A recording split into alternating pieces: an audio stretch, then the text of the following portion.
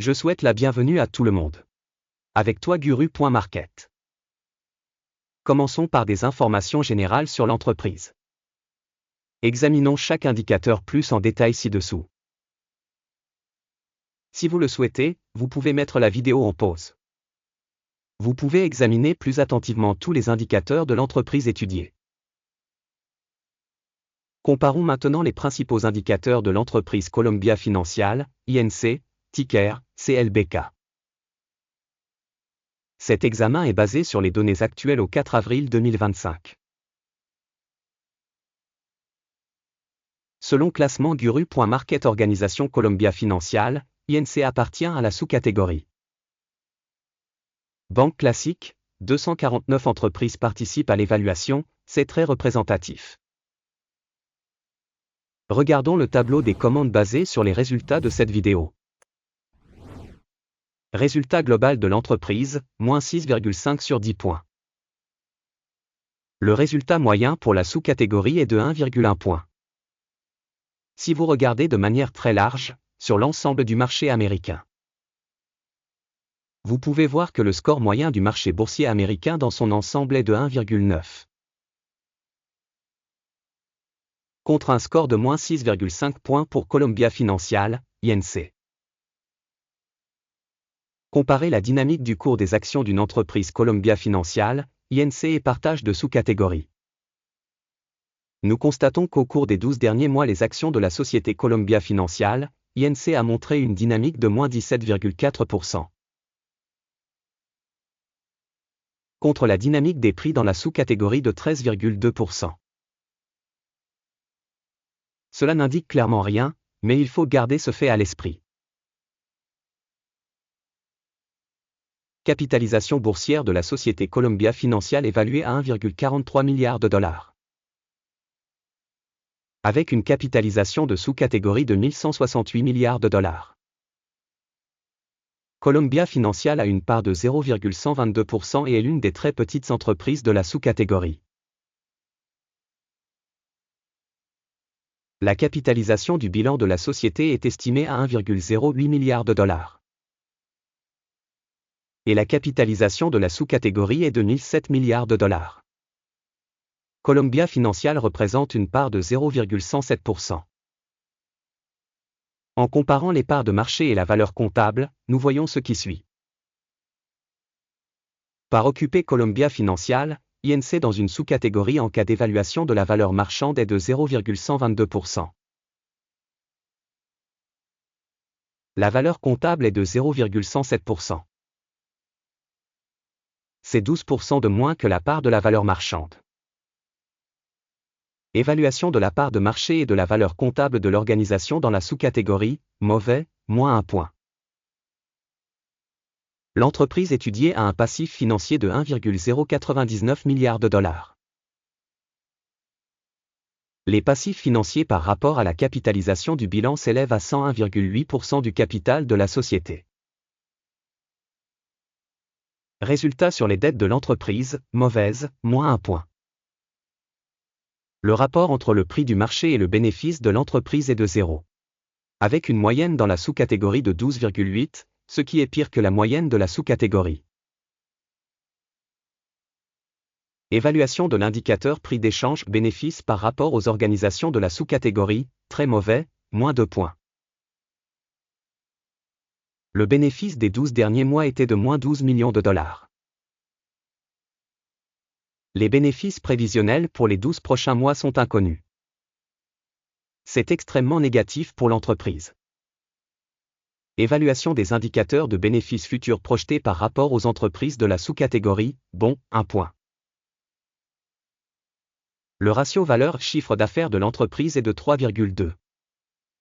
La moyenne de la sous-catégorie de 1,5 est 113% supérieure à la moyenne de la sous-catégorie. Évaluation des indicateurs de prix du marché par rapport aux revenus par rapport aux indicateurs de la sous-catégorie, mauvais, moins 1 point. Le chiffre d'affaires des 12 derniers mois s'élevait à 450 millions de dollars. Les revenus projetés pour les 12 prochains mois sont inconnus. Et c'est extrêmement mauvais pour le prix de l'entreprise. Évaluation de l'indicateur de vente future prévu par rapport aux indicateurs de la sous-catégorie, mauvais, -1 point. La marge commerciale est de -2,6%, avec une moyenne dans la sous-catégorie de 11,6%. La différence entre la moyenne de la sous-catégorie et la performance de l'entreprise est de 14,2%. Évaluation de la rentabilité par rapport aux indicateurs des entreprises de la sous-catégorie, tolérable, -0,5 points. La part de l'entreprise en termes de nombre d'employés dans la sous-catégorie est de 0,058%. C'est 110% de moins que la part de la capitalisation boursière. Et ce fait reflète le déséquilibre de la valeur d'échange actuelle de l'entreprise Columbia Financial, probablement vers une réévaluation. Le montant du capital marchand par employé de l'entreprise est égal à 1 892 000 $. Et dans la sous-catégorie il y a 892 000 $. La différence entre la moyenne de la sous-catégorie et la performance de l'entreprise est de 112,1%. Évaluation du montant du capital marchand par salarié par rapport aux indicateurs de la sous-catégorie, tolérable, 0 point. Le montant du bénéfice par employé individuel est de -15,4 000 $. Avec une moyenne pour la sous-catégorie de 69,8 000 $. Et la différence entre la moyenne de la sous-catégorie et les performances de l'entreprise est de 78%. Évaluation du bénéfice par salarié par rapport aux indicateurs de la sous-catégorie, tolérable, -0,5 points. La part des ventes par employé de l'organisation est de 597 000 $. Par sous-catégorie 601 000 $. La différence entre la moyenne de la sous-catégorie et la performance de l'entreprise est de 1%.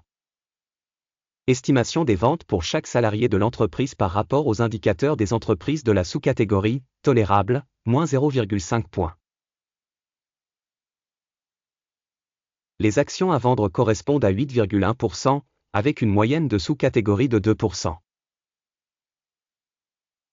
Il s'agit d'une évaluation du risque de short squeeze. Indicateur RSI 14 montre un niveau de 27% pour l'entreprise Columbia Financial. Dans la sous-catégorie, ce niveau est de 43%. Techniquement, les actions de la sous-catégorie sont valorisées à un niveau supérieur à celui de l'entreprise Columbia Financial, INC.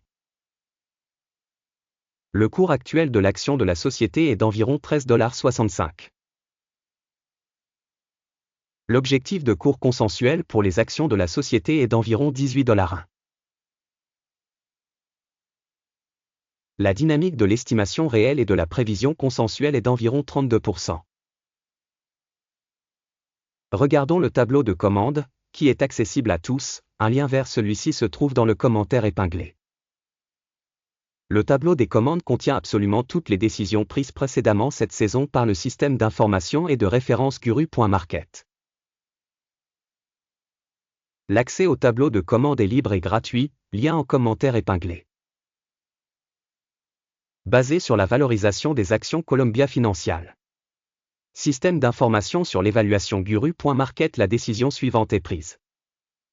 Ouvrir une transaction de vente au prix de 13,64 $. La commande est ouverte car l'entreprise a une note assez basse. L'organisation a été évaluée à l'aide de la méthode d'évaluation, l'indice d'Akim. Le take profit est fixé à 12h41. Le stop loss est fixé à 14,87. Dans le cas où l'ordre n'est pas clôturé par take profit ou stop loss. Puis la transaction est fixée automatiquement en fonction des résultats de la séance du 4 mai 2025. Ou le dernier jour de bourse précédant cette date. Téléscripteur, PCB, sera l'ordre d'achat principal. La vidéo sur l'accord principal a déjà été publiée sur cette chaîne. En cas de clôture de l'une des commandes, principale ou d'équilibrage. Une autre commande est fixée au niveau actuel.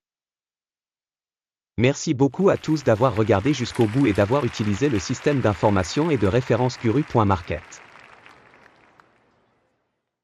Vous êtes tout le meilleur public du monde entier.